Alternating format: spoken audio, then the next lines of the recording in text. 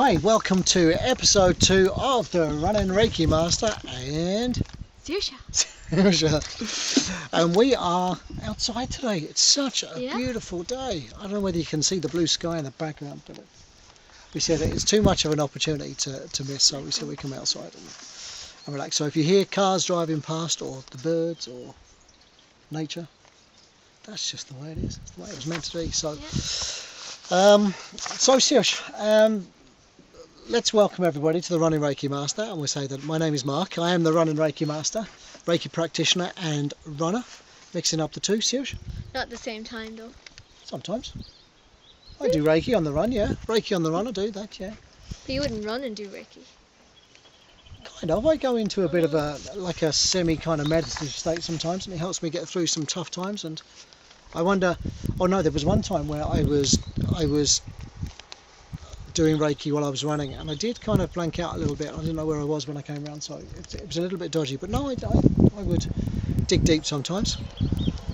We are sitting here by the cabin in our back garden, and our cabin, I don't know whether you can hear that car going past, but the cabin is, we live on the way up to a tourist kind of spot up in the megalithic tombs of the northwest of Sligo. It's an absolutely beautiful spot, but there are a lot of cars going past to go looking at the tourist tombs, isn't it? So that's me, the Running Reiki Master. What about you, Saoirse? I'm Saoirse, and I'm just your average teenager, I suppose. Average? Don't do yourself down. Average. You know, I don't do any running, don't do any Reiki, but we're kind of opposites in a way. You know, we don't do a lot of that stuff. But, so what do you do? If you don't do running and you don't do Reiki, I do what any other teenager does: school and music and nothing. And a bit of running. Well, I do a bit of running. Bit of running. Try and do something. Walk around. Right, well, let's get cracking, will we, with the show? Yeah. And so last week we talked about a whole pile of stuff. So what have we got this week? What have you been up to this week? Since our last show, what have you been doing? Well, we went over to Wales. We did. And, you know, there was a park run over there that we went to. You went to? I went to, with Troy, you told me all about. Yeah. So it's like you were there. Yeah, but what have you been doing? So we went to Wales, yeah. Well, I'm very interested in the music, especially the piano, because, you know, I'd play that. And the family that we visited would be very, you know, musically. Very musically, yeah. Yeah.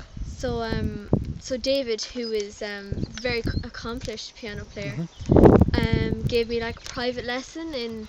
David, he was very generous with his time, wasn't he? Like David Vine is I don't know how you would describe his talent or his experience, prodigy. But he's been around for a long time, and he's a concert pianist and everything. And it was great because you're doing grade 8, isn't it? Grade 8. And it was great to have him talk you through some of the pieces and he knows what he's talking about. Oh, yeah. So that was good. So so that was our week in these. So some of the things I wrote down here from last week were the you were doing driving lessons. Driving lessons, theory test. Did you book your theory test? I did, yeah. Okay. And when's the theory test? April the 18th. 18th. So you've booked your theory test for the 18th of April. Yeah. Scared? Nervous?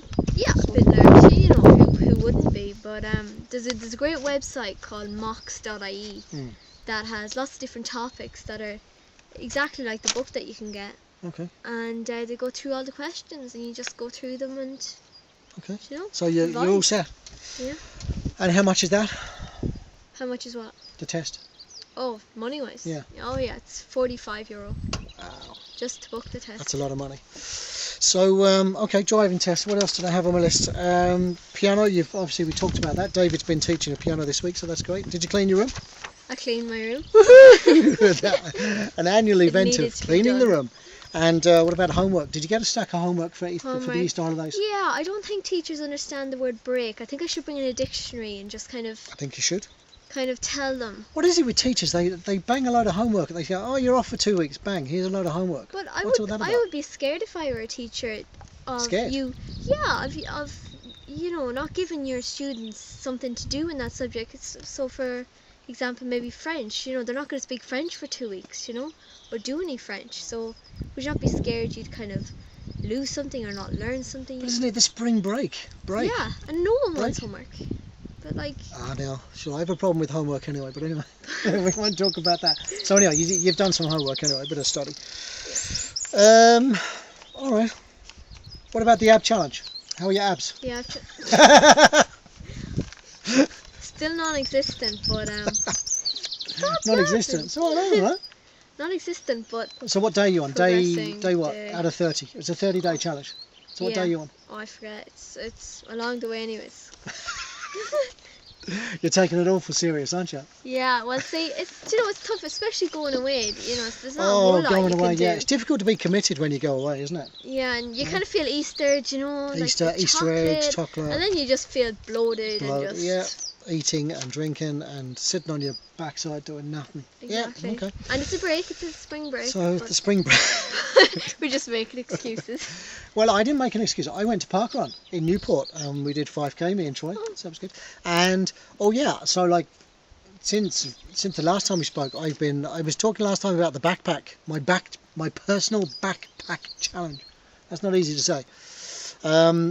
I only did 3 backpack runs last week because of going away, and then I did the parkrun on Saturday. So the idea was that I'd increase the weight in my backpack every week. I didn't take the backpack with me to Newport because obviously it weighs a fair bit and I have my hand luggage and all, but And did you notice the difference? I don't think it worked at all. I think the only thing running with the backpack does is train you for running with a backpack. Which is still useful. But just It's not useful at all. I want to run faster. What if you were in an emergency? Yeah, I want to run faster.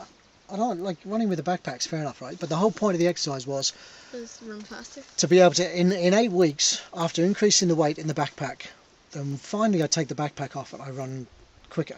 I want to break 19 minutes for the 5k. 19 minutes for 5k. I did 19:23 at the beginning and I'm looking to break 19 minutes. It's a big challenge. So at the weekend in Newport I ran 19:51. That's slower. Now, having said that, if I make a pile of excuses, I'd say it was muddy, it was on trail, I'd been up until 2 o'clock in the morning talking, I'd been eating a pile of rubbish, I hadn't run for 2 or 3 days.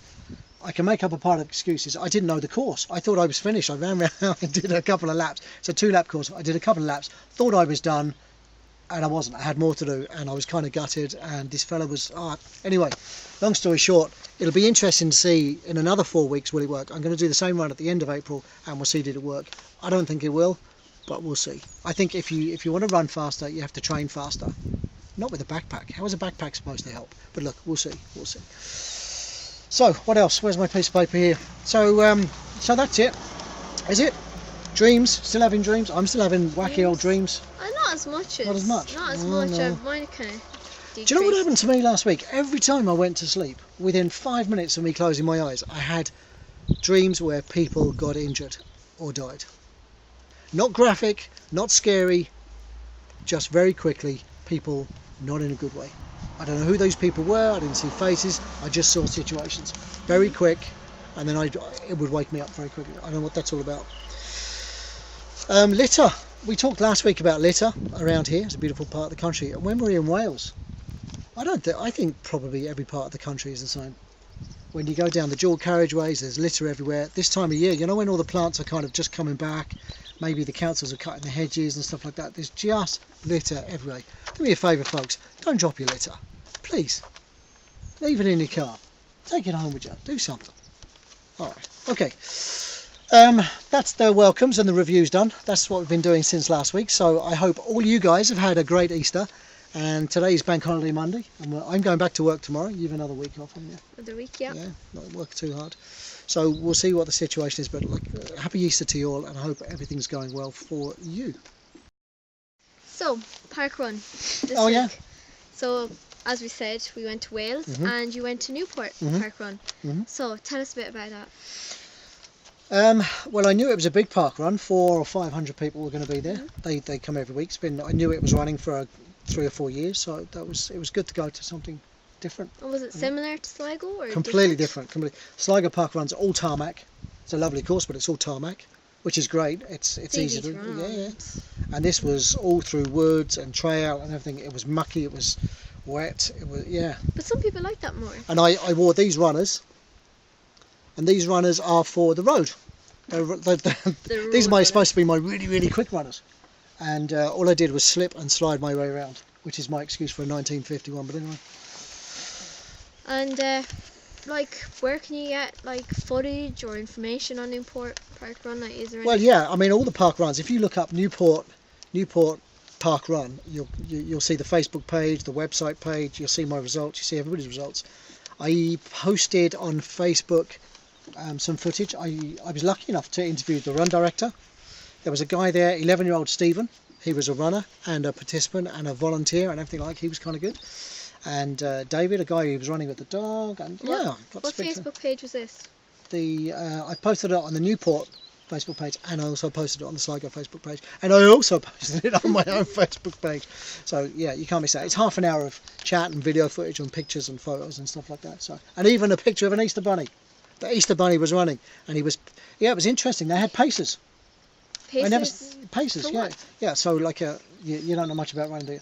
Okay, yeah, paces. So in a 5k, normally you see paces in a half marathon or whatever to help people over the line within a certain period of time, like someone's going for a 1 hour or a 2 hour or whatever it is. But they have paces for the 5k. The first Saturday of each month they have paces, and the Easter bunny was a 23-minute pacer.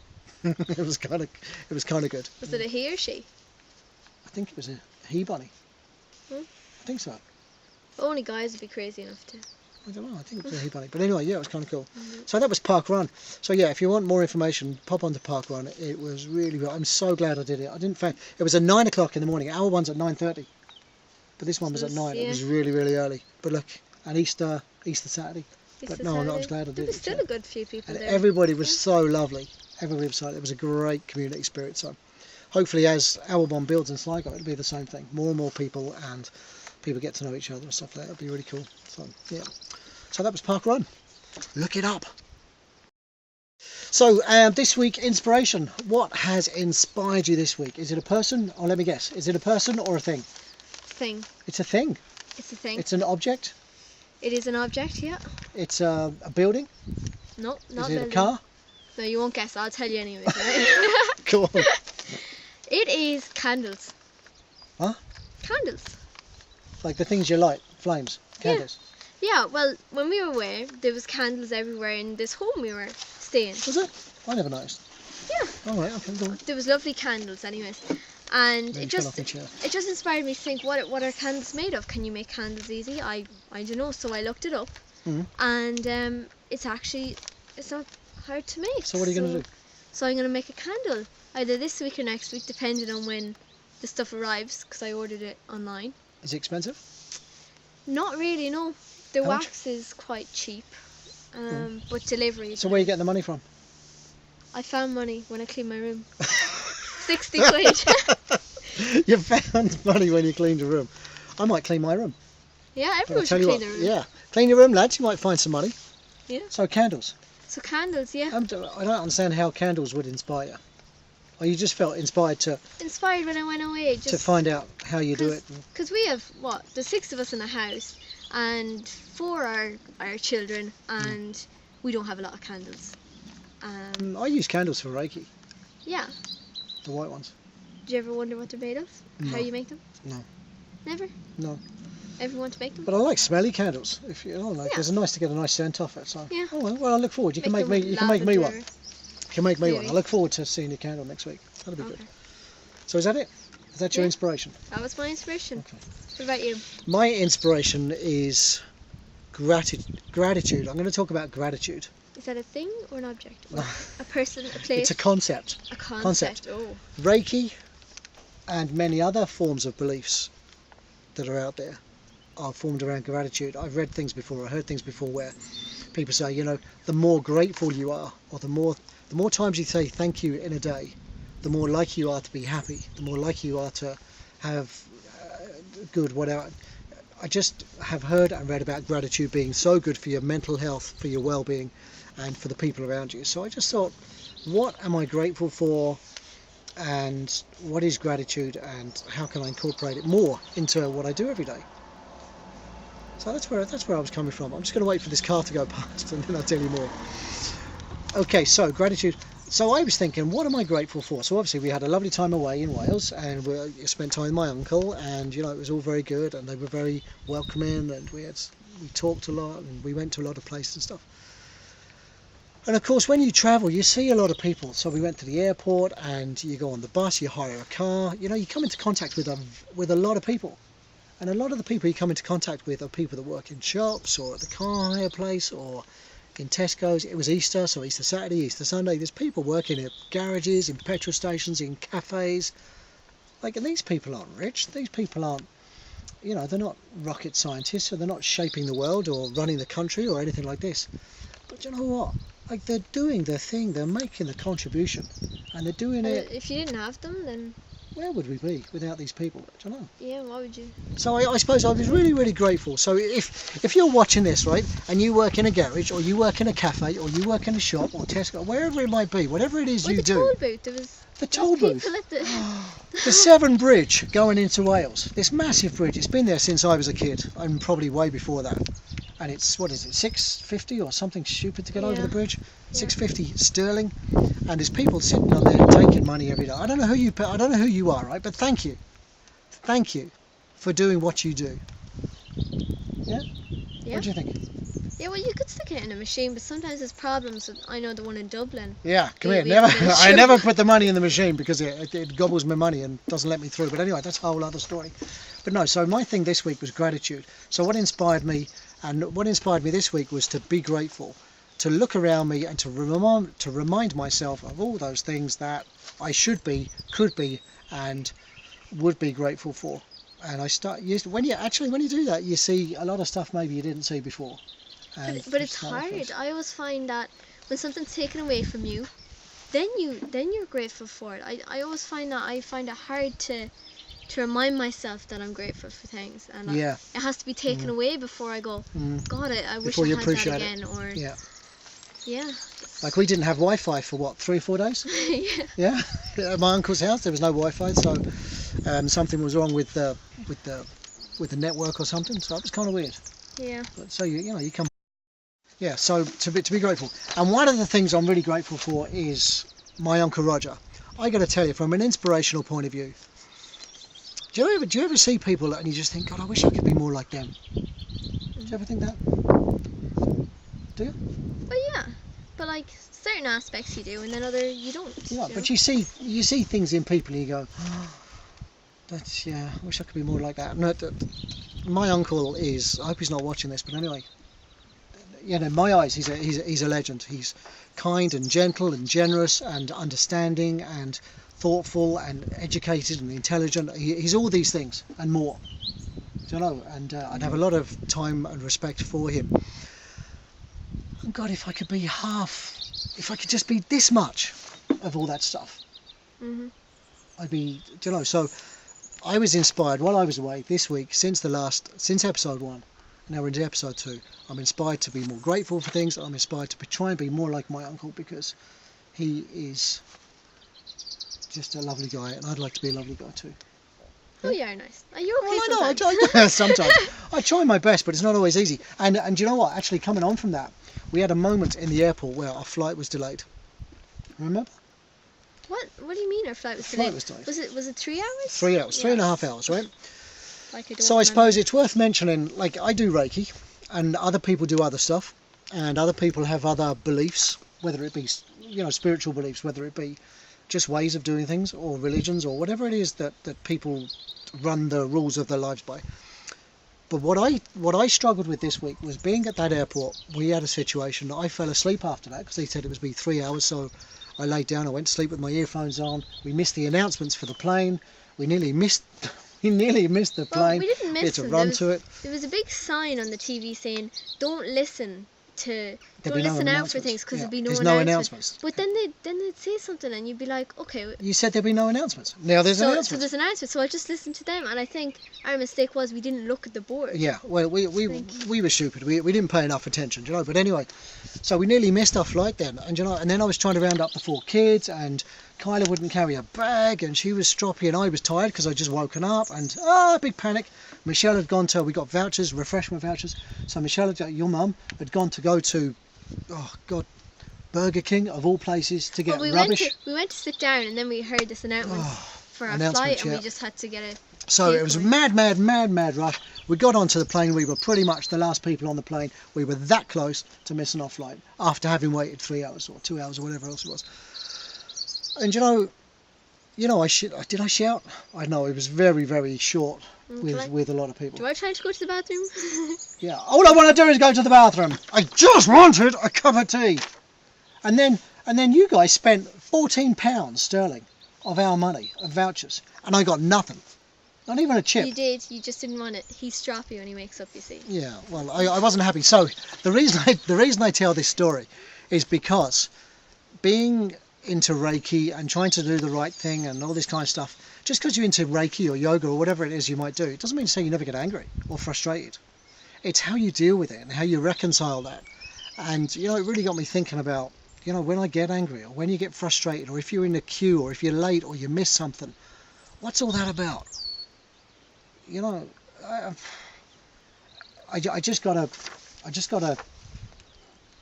can't say I'm never going to get angry again or I'm never going to get frustrated again, because of course you are. But how do you deal with that? So that's what has me interested this week. I'm going to give that some serious thought this week, because reflecting on why people get angry and how to overcome that and how to work with that. How to use Reiki. Reiki talks about just for today, which means live in the present. Do not anger. Do not worry. Be good to people, respect yourself, work hard, do the right thing, etc., etc. You'll find that even the most relaxed and quietest people still get angry. Mm-hmm. And I said to my Reiki instructor, my Reiki master instructor, Miguel Chavez. He's a legend, by the way. Look him up, Miguel, in Covent Garden in London.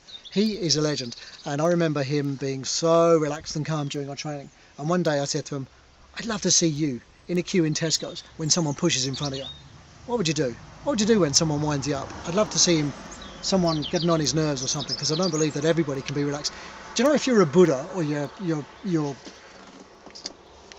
in relaxation mode and you live somewhere where it's all calm and stuff and you don't have kids or pressures or time limits or whatever, you could sit all day and meditate and all that kind of stuff. But we don't have that.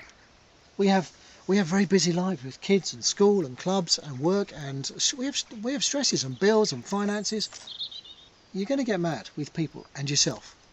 So what do you do? How do you use Reiki? How do you use whatever it is you believe in to overcome that stuff without annoying the people that you love, without annoying the people that are there for you? But they accept that side of you to a certain extent. But why should they accept it? Because it's a part of everyone. Everyone gets angry, don't they? Oh, no. Well, sometimes the important thing to do is to say sorry. I don't think I said sorry yet. Sorry. Oh, I'm sorry too.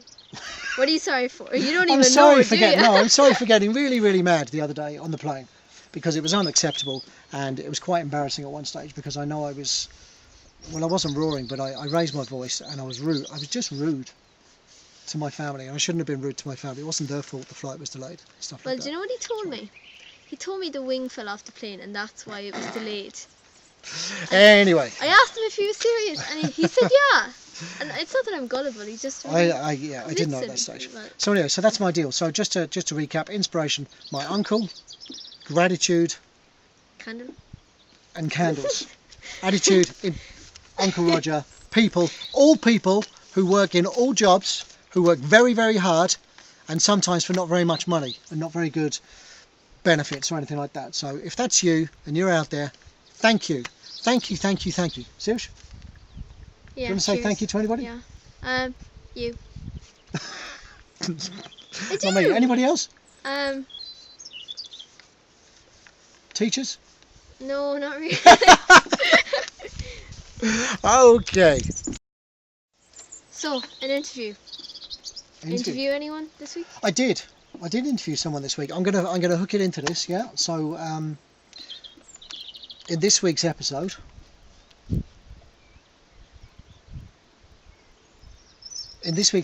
of the Running Reiki Master, we have Alan French. Alan was kind enough to sit down with me for half an hour or so and talk about why he does what he does. What is?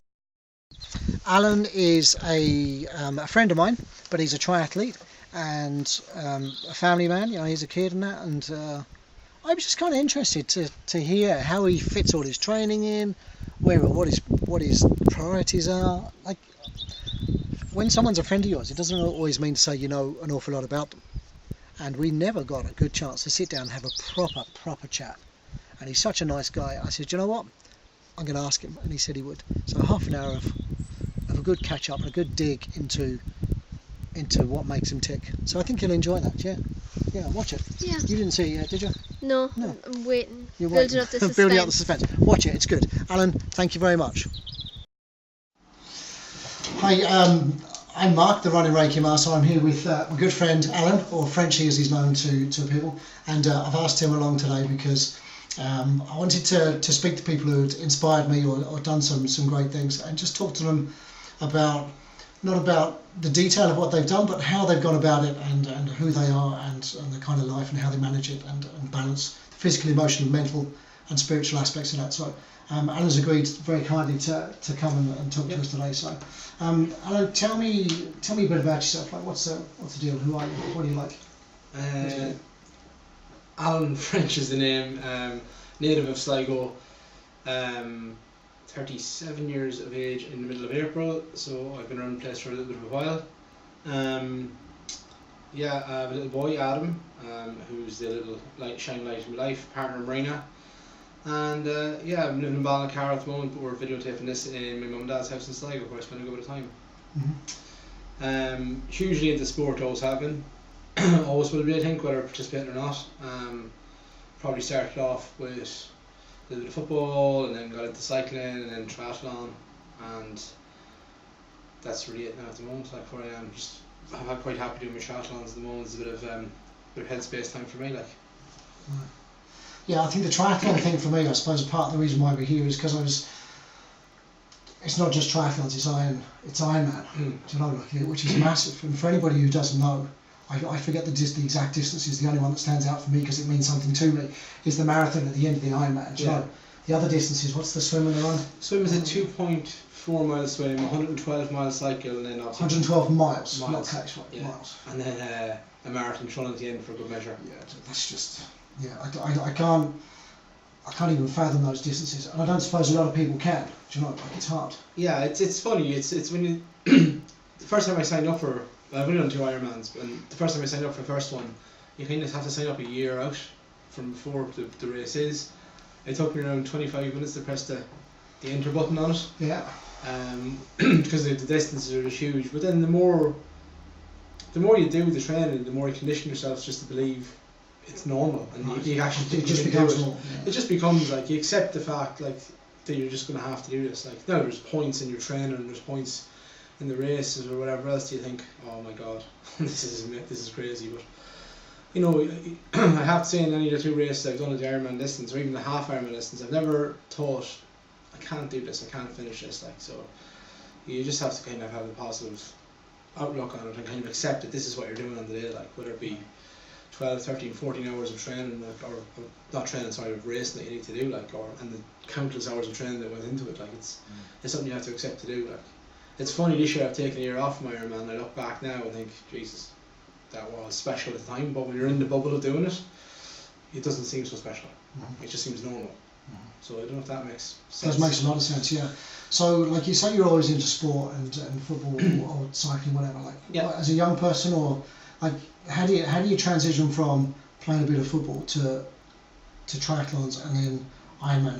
Who was Alan before that? Like, Mr. Sporty anyway, and then triathlons. Where did the idea come from? No, not really. I grew up in a council estate in Sligo, and a lot of the games we would have played as kids would have been chasing and that kind of stuff, like, you know, like, or these random things that means kind of like running after each other. But I wasn't hugely sporty until I hit my teens.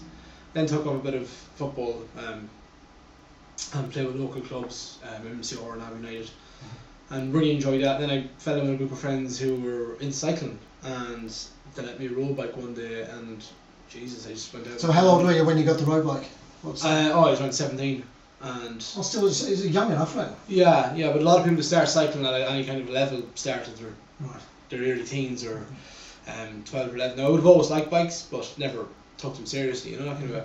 But the first time I was on a road bike, the feeling of just the speed was just, even though I wasn't going that fast, it just felt amazing. So from there, I guess that's where the cycling came in. And then when I got good at cycling, if I was being lazy on a day and didn't go cycling, I used to punish myself by going for a run. Okay. If that- Running as a punishment. Running as a I like punishment, that, if that makes sense. It's an interesting concept, yeah. And then the more you do the running becomes very addictive, because as you're doing yourself, Mark, it's you do a mile, and you do 2 miles, then it's 3 miles, then sometimes I'm not going to do 5 miles, and then all of a sudden you're thinking, can I run to a certain place that's 6 miles away, and then can I run back?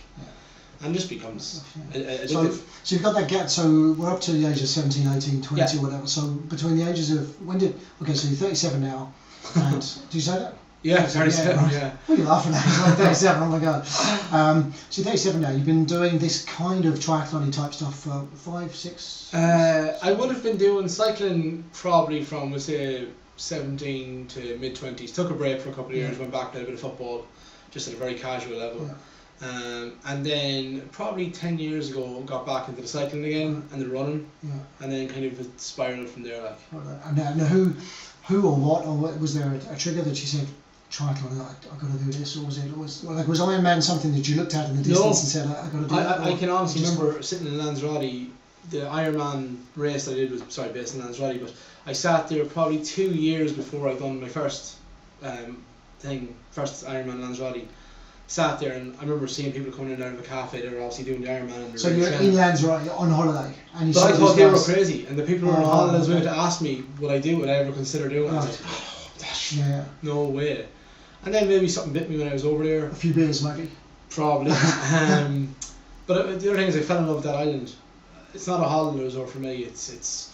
You mentioned spiritual and some of the things we talked about, and I just think when you go there, for me personally, it's a very spiritual place. I feel like I'm at home as soon as I get there. When I'm leaving, I'm actually sad to leave, but I also want to go back. Like, and why is that? Is that because I've never been there, and I've heard a lot about it, but like, is it kind of because it's kind of geared up towards the triathlons, and there's lots of cycling paths, and the roads are nice and smooth, and it's just a beautiful place, and is that? Yeah, as soon as you leave the resorts, like don't get me wrong, Lanzarote is the same as any other Spanish resort. Right. It's a bit more family oriented, so for me, I never like big crowds of lads or anything like that, these big drinking cultures, so it's a little bit quieter, so the resorts are nice, but once you go outside the resorts, you're just in an untouched beauty. Right. It really is magnificent, and it's so barren. That's the thing. Like, we come from Ireland, it's lovely lush and green countryside, and you go there and it literally is like been on the moon. It's just all volcanic. I heard that it was like the second highest volcano in the world or something, and that's right, is that right? No, that's in Tenerife, that's when it's okay. But Lanzarote is kind of just, once you literally go to the resort, you're just surrounded by lava, no matter where you go. It's pretty spectacular.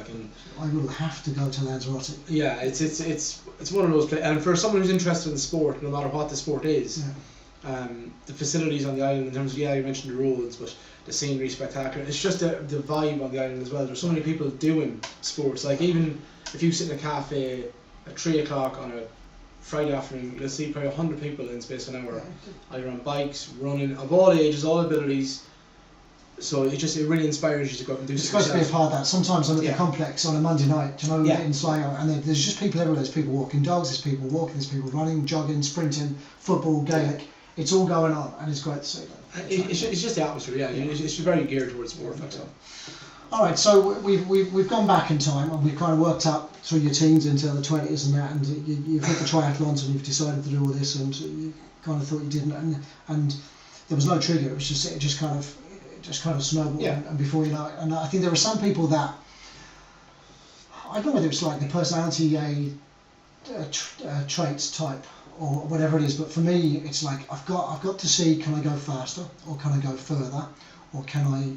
It's always like, what more can I do? Yeah. And it's quite worrying for my wife, because she goes, why can't you just run 5 miles and be done with it? Why is it always like you got to do more? You got to look for another challenge, like another mountain or whatever it is. Like, are you the kind of person that just looks for that little bit more the whole time, or what? Yeah, I don't know if you call it A-type personality or what you call it, but we'd be similar in terms of, I'm never happy. I've never finished a race ever and thought, that's the best I can do. Yeah. There's always something more, and I've got personal bests for whatever distance you've done, but even the ones that have stood out, I've never crossed the line and thought, that's all I can do. I can never run faster than that, or I can never cycle faster than that, or swim faster than that. Yeah. And I like that. Now, it's a bit of a concern as you're getting older, because there's going to be that trade-off. It doesn't get any better. It doesn't get any easier. But you'll always hold out for that fact, and I guess the thing about doing triathlons is, for me, it encompasses 3 sports that I'm very fond of. And the thing about me, I'm not exceptional in any one sport. I really am. I'm not the best swimmer, not the best cyclist, and by far away not the best runner. But when it comes to triathlon, I'm not bad at anyone. I'm probably decent at them all. So maybe it's just something that plays to my strengths. Now, having said that, would I consider myself weaker at other disciplines than other people? Absolutely, I would. But there's not one sport I hate. Some people dread the run or the swim, and I'm kind of like comfortable in my skin in them all. Yeah, that's kind of cool.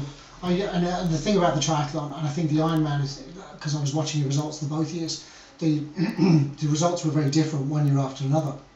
And it's funny because with the triathlon, unlike a 5k or a 10k, there's so much that can go right or wrong in a triathlon that it's almost impossible to remain that consistent in any one particular fit, because every event's different. Every year is going to, like a whole year between events, like you're going to be a different person, different trainer or whatever. So, all right, so let's move on then. So that gives us real good context of who you are and where you've come from and stuff like that. But like, what kind of person are you? Like, are you soft and cuddly and friendly and emotional and teary and stuff like that? Are you strong? Are you hard? Are you like, does nothing phase you? Like solid as a rock? Or are you angry, frustrated? Like what kind of, in general? Everything. All of that in a ball. A ball of craziness. You watch rom-coms? Yeah, and I love them. Horror movies? Yeah, see, I'm like, I am kind of a bit of everything. Like I am, like you do some of them exercises you would have done work before, a hub or I'm a click of everything, like you know. But yeah, I'm probably an 80-year-old man trapped in a 37-year-old body. I'm grumpy and moody half the time, but like then you know I have a soft side like everybody else does, I guess. Love me rom-coms, love me horrors, love me action, you know. So there's a bit of everything to me. I'm not one of Van. The one thing I would say is I do feed off, like sometimes you have a bit of anger, and I think it's good. I think it's good to be angry about things. Yeah, like you asked me about, you know, what makes me tick, and there's 4 little things I've always kind of, well, in the last probably 15 years when I've been more mature enough to understand where I was coming from. But there's 4 areas I always try to work on in my life, and it's a bit of pride, passion, belief, and effort. And everything I do, I try to incorporate that in there. Like if you don't have pride in what you're doing or whatever, like we go from your appearance to how you approach a task, you know, you have to have a bit of pride in what you're doing. Belief in yourself, I think, is crucial. I go running with so many people who kind of put themselves down and talk themselves down the whole time, and maybe that's a bit of an Irish trait or whatever else, but you got to believe that you can do it, because it helps. It brings you on so much more. Passion. If you're not passionate about it, there's no point in doing it. Simple as. And then the effort. If the effort's not been put in the start, you're gone, like, you know. So I was going to write that down because that's cool. Yeah. I never heard you talk about that. Pride, passion, belief, effort. Belief and effort. It's just something that's stuck with me for the last kind of couple of years. No matter what I'm doing, I kind of always kind of fall back on those kind of those 4 words. Did you get them from anywhere, or did you make it up yourself? Like? No, it's the way I've always been. Like I think, like, you know, even from doing a small job, like I remember having jobs in a nightclub. You know, at the end of the night we did like clean a dance floor or something like that. Like, and some of the lads would quickly kind of get it done and get out and finish off because you've worked until 2 or 3 in the morning, 3 or 4 in the morning actually. But no, you do it right. You have a job, you do it right. You know, that kind of way. Like, so I've always, and that's probably come from mum and dad. Like, so they've always brought me up to kind of, if you're going to do something, do it right the first time. You don't have to do it again. Like, you know. So in I was just saying to you before we started about Reiki, and I suppose I'll bring it in at this stage and talk about Reiki for a second, and just that there's concepts in Reiki as there are in most things, I think, whether it's some kind of pastime like that or whether it's anything else. And we have things like these concepts or precepts that talk about, you know, just for today, which means live in the present, just for today, do not worry, do not anger, etc. And there's some other things about being dedicated to your work and things like this and that. And Dr. Usui whose thoughts and ideas came into Reiki, and the system of Reiki is about that. I think what those 4 things you've got there is your version of that, and these are your beliefs or core values. Call them what you want, precepts, concept, whatever you want to call them. Yep. And it's just like, no, do you know what? Whenever I'm reflecting on myself of what I've done or what I'm going to do or how I've acted or behaved in a certain place or a certain time, did I tick these boxes? Did I come from a real sincere place deep down which says no, or did I act like an idiot where, Yeah. do you know what, I just, this one here, I didn't put enough effort. Yeah, I absolutely. let myself down, and do you know what, I'm going to pick up the phone, I'm going to apologise to that fella that I'm supposed to turn up to at 9 o'clock, I didn't turn up till 10 o'clock. That's poor. Yeah. I shouldn't have done that. My parents never taught me to do that. I didn't put enough effort, and I let you down. He's probably not bothered, but he bothers me. I should have done better. So yeah, that's good. I like that. So using those 4 things, how have you developed as a triathlete, but more so as a person over the last? You said about being more mature now and being able to reflect a little better about your behaviour and stuff. But how do you think you've developed as a person spiritually and all that kind of stuff? I mentioned a little bit about the anger, and that it's good to have the anger, but when I was younger, and not that I was an angry teen breaking windows and like that, but I probably didn't know how to control that. So breaking windows, right, okay, sorry. I would have broke windows.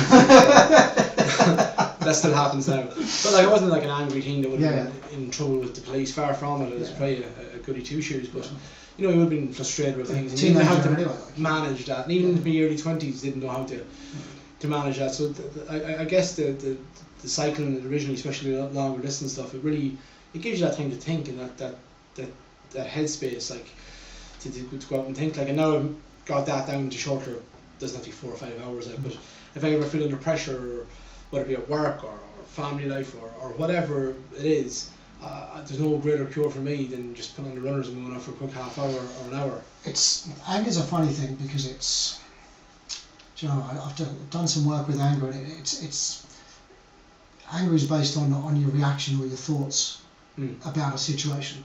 And for someone could walk in here now and do something, and it could make me angry, but you wouldn't be angry. Yes, and vice versa. So it's all about, you know, our perception of what, and that goes back to your beliefs. You know, like, is this something? When my parents brought me up, did they teach me that, you know, I should wash up a cup? If you offered me a cup of tea now and I didn't wash it up, you'd be like, really?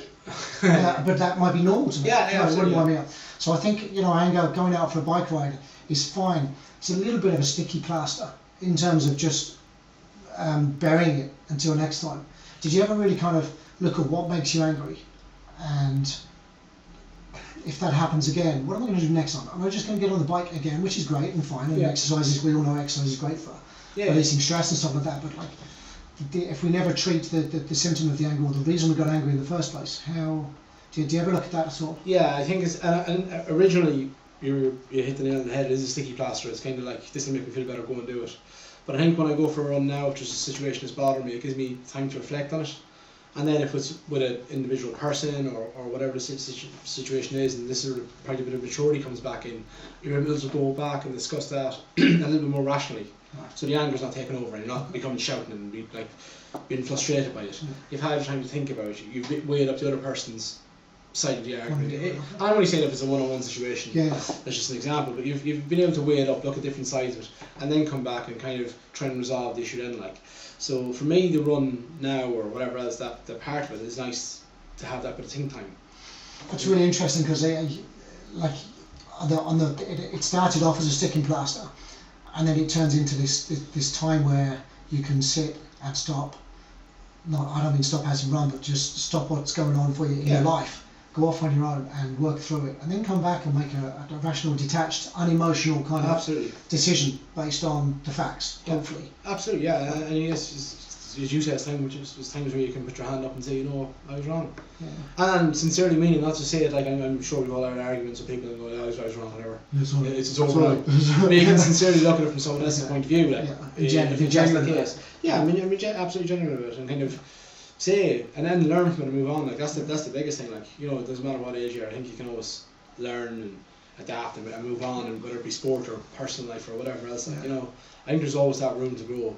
And people who say there isn't or whatever else, I don't know what they do, because I've learned from stuff in my life that it's just, there is times you can kind of be so absorbed in yourself that you don't see what's going on around you, and you just need that few minutes. Just, it doesn't have to be a run, it can be 5 minutes by yourself, just to have do you remember Jerry Duffy? Jerry Duffy, the ultra. The ultra runner of ultra everything. The legend that is Jerry Duffy.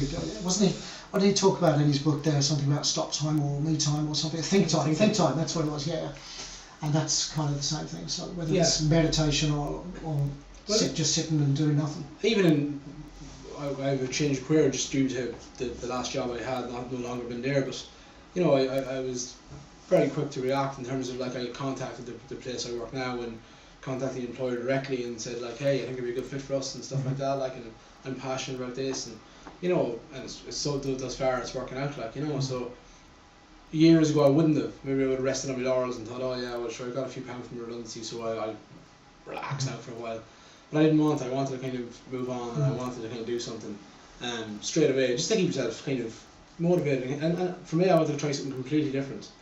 And that's the one thing I think people are afraid to do sometimes. You get stuck in a rut, you do a job for 10, 15 years, and that's great, and it can pay well, and it can be a lovely job, but unless you're truly passionate about it, it's nice to move on and do something else. And look, I'm not saying I'm in the job I'm going to be in now forever, but it was nice to change careers from going from a call centre to working in a bike shop, something I'd always been interested in, seeing how that works and seeing how that runs, and maybe in a year or two time it'll be something else for me. Like, you know, it's you asked me about Ironmans and like that, like, and there's one thing I learned from the whole Ironman process is before it's very easy to put walls up and say you can't. Doing an Ironman, doing a marathon, hey, for some people it's doing a 5k or 10k, whatever it is, makes no difference. When you conquer barriers like that in your sport and your life or whatever else, for me, it gave me the confidence to go out and conquer barriers and personal work, all those kind of lines as well. Like, you know, not gonna, I just don't think anything's limited now. So the one thing Ironman or triathlon or whatever else has given me is just to not have any boundaries, not accept anything else, not accept that there's a finish line for you, you know, and just keep on pushing, keep on trying, and do something new the whole time. How do you keep your energy? Like you talk about passion, right? And even during this conversation, you're kind of buzzing just talking about it, right? You know, we're just talking about you, and you know, and it's all good. You know, you're 37 years old, and you're out there trying. But you know, you get made redundant. You pick up another job real quick. It's something that you love. You put yourself out there, and you're full of this energy, and I just like, how do you keep that going? Do you never get a stage where you just kind of flop down and go, I just can't do this anymore? Like, do you ever feel like giving up, or like, Absolutely, the whole time. Not the whole time, that sounds like that's every day, every morning. Huh? No, like there's times you question yourself, like why you made, if you use the context of like the Ironman training, like, you know, why am I spending 3 hours in the gym on a Monday night when I could be at home watching telly, like? But it's, you have an end goal, it's something you want to achieve and accomplish in your life, like, so you have to make little sacrifices here and there, and is television that important? At the end of the day, it's really not. Like, you know, if it's that important, I can record it. Yeah. So it teaches you about priorities and absolutely. And even the same with work. I'm not saying there's anything wrong with not going when my job ended. It was just like I saw an opportunity, something I wanted. And some people have taken a long break and had a bit of that think time we talk about, and that's fantastic as well. Some people just rushed into jobs. That's the piece I was always conscious of not wanting to do. So even when I didn't start work straight away, I took a kind of 6-week period off, so I had a bit of time and stuff like that. Like, but yeah, I just think you have to kind of, you know, remain positive, and if you I have always a mantra, and I do a bit of running with ladies on the Wednesday night now and stuff like that. Like, and the amount of times I hear I can't, it's not even funny. But you tell yourself you can't, then you can't. It's as simple as that. Like, you know, you look at anybody in the world, or the one person I look at is someone like Roger Bannister, who broke the 4-minute mile. Like, and the reason I look at him is like, he was told he couldn't do it 1,000,001 times, but he never told himself he couldn't, and he broke it. You know, I'm not saying everybody's going to break a 4-minute mile or do something radical. Look, there's guys in Ballymote breaking 4-minute miles now. But that's what I'm saying. Like, what's the story? Like, everything's possible. But if he was the first, and if he didn't think he couldn't do it, like, in that kind of way, like, you know, it would have happened at some point, like, you know, or Usain Bolt breaking 10 seconds or whatever else, or, you know, there's people doing Ironmans now in sub 8 hours. They're running 2 40-something marathons on the back of all that. Like, it's, you know, completely ridiculous. Like, but having said that, like, if they told themselves they couldn't do it, then they wouldn't. So that's the one thing I always do. I never tell myself I can't. You know, everything's possible if you want it badly enough. Yeah. Then if you're passionate about it, and you believe you can, and you're willing to put in the effort, and you've got pride about yourself, then you're going to nail it every time. I think so. Jeez, I love this list. Now, can I rob this list? You can rob that for me. I don't have a list, so I'm gonna. You can rob that. And you guys can take it too, right? Let me just check here and just see, because you've covered loads of stuff, and I'm really, it's going really, really well, and I'm kind of like that. And you've talked about lots of different things, so kind of going to jump around a little bit here. Yeah, okay. We've covered, like, the physical aspect. I think is fairly obvious in terms of keeping yourself fit and all that kind of stuff. I suppose we could come back and talk about nutrition and stuff like that in a second. Not for training, but just life in general.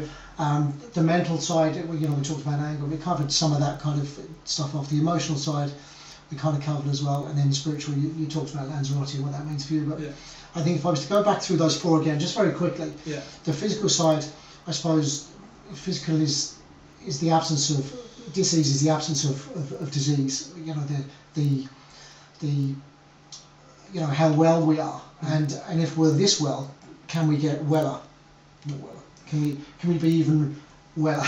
You know what I'm trying to say? So everybody goes to the doctor when they're sick, but whoever went to the doctor and said, "Come here, I'm not sick, right? But I want to be better. Yeah. I want to be so much more efficient than I am now. Tell me how I can do that." The doctor would think you're crazy, right? So how do you physically, how do you injuries or nutrition or what it is? How do you keep yourself bubbling the whole time? The main thing for me is on the physical aspect, and I think it's what most people neglect a lot, and I probably would have done it myself when you're younger, so that happens, but it's the sleep aspect. I think if you can get a number of hours to sleep every night, and it's not easy with young kids or whatever else, absolutely in people's lives, and there's things going on the whole time, but if you can get a regular 8 hours sleep, it's just going to make you physically stronger, healthier, your mental well-being. Sleep is a key factor for me. The professional athletes would train for maybe 25 hours a week for Ironman or something like that, or 30 hours a week, which is massive. But the one thing you read in all their blogs is sleep. When they get an opportunity, they will sleep. Helps the body rest, helps the mind rest. From a spiritual aspect, everything. It's just it gives you a chance to regenerate.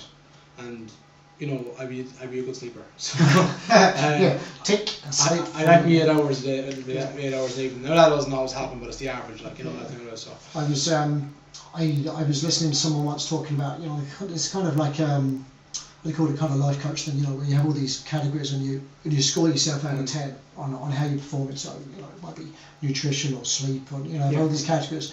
And if you score yourself a 5 out of 10 for something, you go, okay, well I need to deal with that. Why did I score myself 5 out of 10? Well, because I stay up until 1 o'clock in the morning playing the Xbox or something. Then you go, well, okay, well the Xbox has to maybe go to bed at 12 and get an extra hour or something. So there's all that kind of stuff.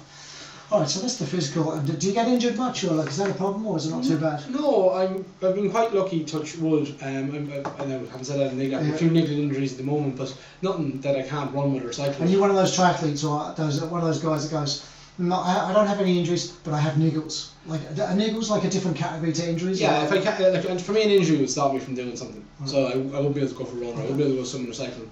So at the moment I'm in a touch of sciatica that won't shift for me, but I'm still able to do all 3 sports in it. And you're going to have your aches and pains, but you got to battle through it. If every time you were it's like, when you do any kind of distance-based event, it's like the weather in Ireland. If every time you didn't go running in Ireland when it was raining, then every time you were sore, if you didn't go running or cycling or swimming or whatever else.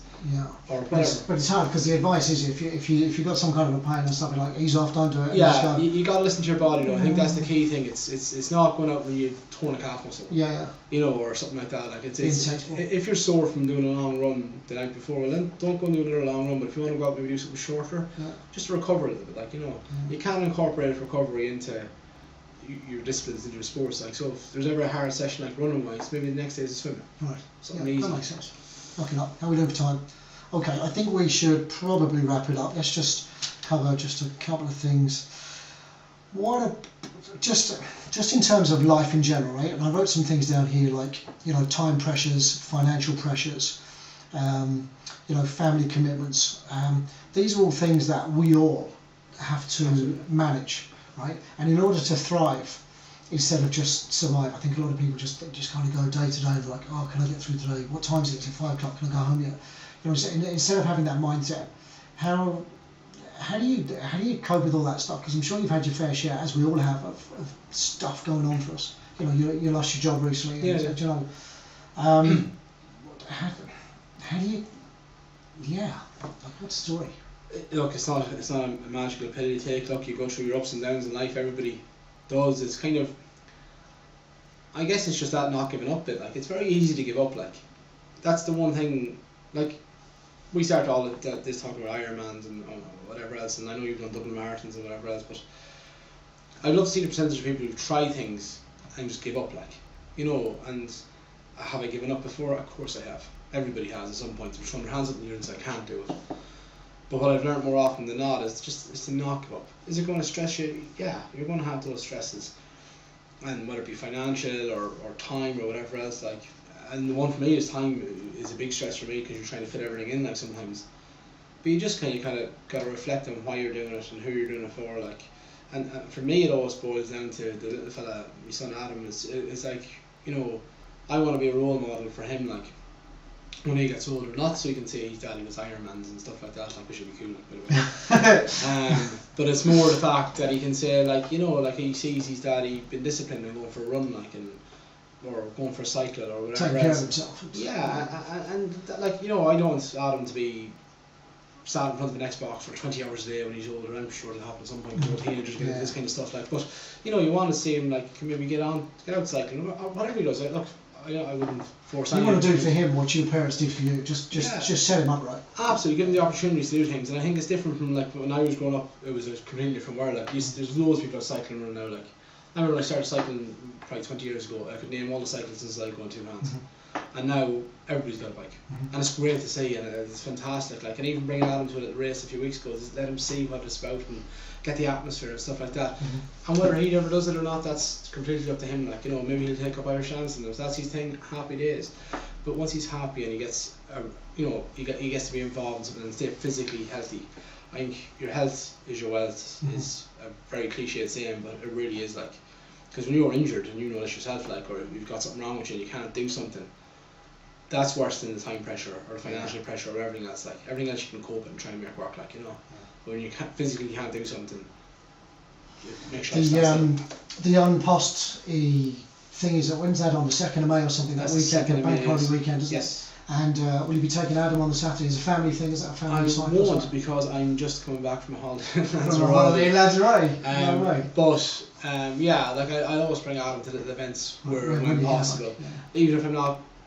He's only been to one of my races, actually, so he's only ever seen me kind of run once. But, like, I bring him to the streets of Sligo 5k when I'm about, or if there's a bike race on, we'll just go and watch it, just so you can see different things happening, or a football match, or whatever the case may be. Like, you know, even when there's, like, the little parades or arts festivals on, you know, you bring the kids to see that. Like, expose them to as much as you can. As much as you can. It doesn't matter if he's never interested in the things I'm necessarily interested in. Just, as you said, expose them to loads of different things that's going to stimulate them physically, but also maybe in a physical side as well, that you might want to get into things, like, from a sports point of view later on, or whatever the case may be, or an artistic point of view. But once he's mind and body stimulated, that's the most important thing for me. Alright. So what's the future for Alan like? You know, you just started this new job, right, in a bike shop. So it's really cool and it's exciting and it's new and all that kind of stuff. So you said that you're taking a year out from Ironmans and heavy duty training, so you're doing less training at the moment. Yeah. So, like, what's the plan? Just drift for the rest of the year and then see where it takes you, or? No, I wrote at the start of the year.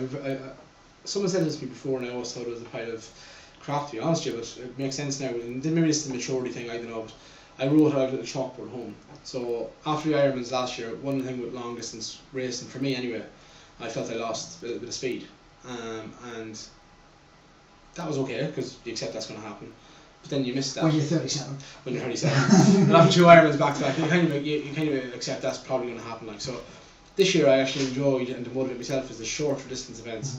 So lots of running races, short distance triathlons. So I booked in a couple of events for years. So you'll see me at the Warrior to Sea, which is, it's not short distance, but it's a 6 kilometre swim from Ross Point Strand Hill. The Lizardale triathlon, the half Ironman booked in for the end of the year. And then loads of 10Ks and 5Ks and whatever bits of race I can. Podcast parkrun. You can do parkrun. Saturday morning, 9:30 parkrun. Yeah, absolutely will. I have to get into that. I haven't registered yet, but I absolutely will. It's just more of a case of kind of, we talk about prioritising time and working. So it's funny, even though you've got no massive Ironman coming up or anything like that, there's still this kind of stepping stones and this desire to achieve certain goals within a kind of a micro time frame, as opposed to something like that. So you're going to go back and do Ironmans next year, or Yeah, just see how it goes? No, the hope is, yeah, I've always said to myself, probably in my lifetime I'd love to complete something like maybe 5 Ironmans or something like that. Like, I just think it's a very iconic thing to do. Back-to-back Ironman sounds cool. Personally, not a whole. Double Ironman sounds cool. Couldn't pay me enough. Couldn't pay me enough. I take you back to that restaurant in Lanzarote where someone said, "Would you do an Ironman?" And you went, no, give me a few more beers. And you'll say, in 2 years' time, you say, "Do you remember that time we were sitting in my dad's kitchen and you said, would you do a double Ironman?" He said you wouldn't. No, I'm just going to make a little note to you and it's on camera. You can make a note. I won't be doing that. I think, look, with everybody, like, and you would have done your double marathon like that, like, and some people do that years back to back. And I just think for me it was nice to, I've experienced it twice. Really enjoyed doing it. And then towards the end of it, because it was always long distance, I kind of, the enjoyment factor went a little bit. But you kind of miss the speed, so you kind of drift back into that kind of world. Like, I still love cycling, running, swimming. Even if I never entered a competition in my life, I'd always. You still be doing it? I still swim, I still cycle, I still run. I like keeping fit. But I think the thing for me is you'll move up and down where you are from in my context. So for me, yeah, there hopefully will be a full Ironman in Ireland in 2016. Oh, cool. And that'll be one I'd definitely be looking to aim for. And on the back of that, that's why I said I'd hit into the half Ironman this year, because it's probably going to be a tester for what the course is going to be. And then I'll hit Dublin Marathon after that to start building the endurance back up. Like, so yeah, there's always events like, and there's some iconic events like something like Dublin Marathon for me. It was where I started in endurance stuff. It was the first like proper endurance thing I done. And yeah, you love it. You go back like, and it's funny running on the streets of Dublin. For some people, it wouldn't float their boat. I wouldn't have thought it would have been my cup of tea either, but I wouldn't change for the world. Like, just the atmosphere on the day is unbelievable. So you've a good bit up ahead of you, like in a quiet chair. Yeah, quiet. Yeah, that's a good bit. Like, I've signed up for no races. Like, I've nothing on my calendar at all, which is weird for me because I'm mad for doing stuff and that. But between family and stuff like that, I just go, no, do you know what? I started the parkrun, so I'm doing that every Saturday morning. So that's my thing at the moment. So I'll do that. Cool. So what else have we got? I suppose you just want to wrap up and just say thanks a million. No problem at all. Thanks a million to Alan French the legend. You sound like the perfect man when we're going through this. This is like this dude is awesome. Like what is it? What does he not do? There must be something wrong with you. Nutrition. You're talking nutrition, like, kind of stay away from that sort of thing. That's my Achilles heel. Like, my thing is, if I like something, I'll kind of have it. You have to learn within moderation, but like, you know, that kind of way, like, you know, and right now I'd be probably carrying like really the heaviest I've been at for like last kind of couple of years. Like, there's a couple of kilos there to lose for sure. But look, that's part of life. Like, you're gonna go up and down and stuff like that. Like, and you know, I've made me sacrifice over the last kind of couple of years, and I'm enjoying my sport now at the moment again, which I didn't towards the end of last year. It's good to enjoy it. Yeah. Let's get back to that. Yeah, if you don't enjoy it, that's where your problem. Like, and you just give up on it and kind of not go back to it. So. So by no means a perfect man. Just trust me on that one. So 3 things I got out of this today, right? Yeah. Is that you're even cooler than I thought you were, right?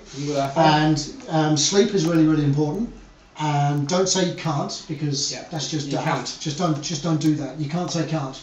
If you say you can't, you can't. And pride, passion, belief, and effort. Yeah. That is really, really good. I really love that. So, thanks a million, Alan. You are a superstar. No problem. All the best in all your runs and all that stuff that you do. Thanks. And we'll have to catch up again. I really enjoyed this because, like, we've talked a million times and never really in that much depth. And I found out stuff today that I didn't know about you before. So that's really, really cool. So thanks a million. Best of luck with everything. Cool. Thank you. Thank you. Right, that's it for this week. What are you doing for the rest of the week before you go back to school? More homework, more driving, more exercise, more eating, chocolate. More everything. A little bit of everything. Yeah, a little bit. The same as last week, really. Same as last week, yeah. And hopefully get the candle stuff and make a nice candle. What was the delivery timescale on the candles? A week? Oh, they were busy, so it said about 4 days. Oh, that's not too bad. At least it's not like 28 days or something. Yeah, oh, that's good. It could be. You know, they say these things and... They do indeed. This week, we've a lot on this week. We've got a violin competition we have to take Troy to. We've got a show that Kyla's in. She's a dance show on in Sligo there, so she's going to be singing and dancing. This is the last week of rehearsals. We've got Disney on Ice coming up as well. We were lucky enough. Not that we're going, are we? No, we're not going. No. But Kyla and Michelle are going, so they will go and watch that. Maybe we'll go to Dublin and we'll just do something else. Just hang around. Hang around, buy some stuff. Buy some stuff. Well, it's tempting, you know, with all the big shops. Aren't you going clubbing or something? When's your night out? Friday. This Friday coming? This Where are you Friday. going? It's my friend's birthday, so we said we'd go out. Ah, nice. And you got a nice So- dress and everything to go? Yeah. Excellent. And where are you going? Going to Toffs, Teen Toffs. Toffs. Teen Toffs. Woo! Go Teen Toffs! I'm not old enough yet. God, the sunshine is absolutely gorgeous here. We're basking in sunshine. It's lovely. All right, so you have a busy week ahead of you. Lots to do, lots to think about. Me, I don't have a lot on. I'm going back to work tomorrow. And I don't really have an awful lot. We've got friends coming to stay tomorrow. So that'll be nice to see them. We haven't seen them for a few months rather. So it'll be good to see them. Yeah. Edel and Gareth are coming up, so we'll spend a bit of time with them. But I don't think I have an awful lot on. No, Should it's be a relaxed. fairly relaxed week. And then there's just a few bits and bobs coming up over the next few weeks. So I'm going to spend a bit of time thinking about gratefulness. Do you know what I want to look up this week as well? I got a reminder from, there's a guy on YouTube called Tim Van Orden. I can't remember now. TVO. And he is the raw food guy. The raw food runner. Not the Reiki run, the runner. He's a raw food guy and he has a YouTube channel. And I've been watching his videos and I just want to find out a little bit more about him. He has me intrigued. Not inspired. Intrigued. So I want to watch another couple of those videos. I'd like to watch more stuff on YouTube. There's a whole rake of stuff on YouTube. You can spend hours. And Yeah. I'd like to, you know, I just keep thinking, oh, I'd love to watch that. And I'm not talking about fails and people smacking the nose on the concrete and stuff. Oh, that was funny yesterday. Did you see that guy come off his bike? We were driving back and this teenage boy on a bicycle tried to impress us by doing, what was it, Well, he was coming up to a curb and he kind of lifted up the front wheel of the bike to go over the curb, but he didn't lift up the wheel high enough and he went straight into the curb. Now, before you worry, he didn't hurt himself, he didn't come off the bike, but he had a wobbly moment. And even he was laughing, even because he knew he'd been seen, and he was laughing, wasn't he? He was mortified. Mm-hmm. And it was a funny moment. It cheered me up after my dreadful day of an airplane delayed flight and the fact that we were late home and stuff. It did make me laugh. Yeah. But now, if he'd have come off and he'd been injured, that's a whole different story. But anyway, he wasn't. It was funny. So that's it for the week. Thank you very much for joining us on the Running Reiki Master Show with What's your name again? Saoirse. Oh yeah. Yeah, my name's Mark, and this is Saoirse. Teenager Saoirse, and we very much look forward to seeing you same time next week. So whatever it is you do this week, have a good week. Be kind to people. Don't worry about stuff. Talk to people. Mental health is very, very important. Big fan of mental health. So talk to people. Did you see that the talk Brezzy gave? No. No, it was supposed to be very good. Yeah, did you see it? The TED Talk. Oh, the TED Talk. Oh, I must look it up. Love TEDx. I love TEDx. Watch more TEDx. Look it up. TEDx on YouTube. They do talks on everything. They do talks on everything. Yeah. We'll leave you with that one. So if you look up anything, Tim Van Orden, raw food runner, and look up TEDx and 10, 15, 20 minute snippets of stuff on there. So look, thank you very much for listening. I'm the Running Reiki Master Mark. This is Teenager Saoirse, and we very much look forward to seeing you next week. Be kind to each other. Thanks for listening and thanks for watching. Bye. Bye. Bye.